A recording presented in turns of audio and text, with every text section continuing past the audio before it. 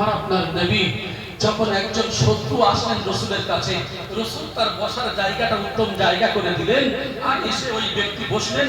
আল্লাহর নবী হাসি মুখে কথোপকথন করলেন, চলে গেল।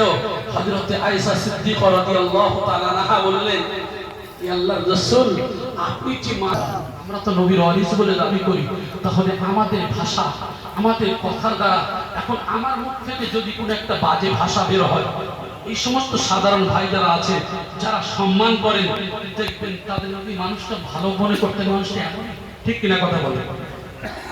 আল্লাহ রাসূলের আদর্শ মানুষ গ্রহণ করেছে, ইসলাম গ্রহণ করেছে শুধু নবীর আদর্শে, আখলাক, চরিত্র। কিন্তু আমরা নবীর ওয়ারিস বলে দাবি করি, আমাদের আদর্শ আখলাক কোথায় গেল? তাই আল্লাহর নবী বলে গিয়েছেন, কিছু আলেম ইলম শিক্ষা করবে দুনিয়ার উদ্দেশ্যে, ইলমে দ্বীন এদের মধ্যে থাকবে না। কেন বলেছে?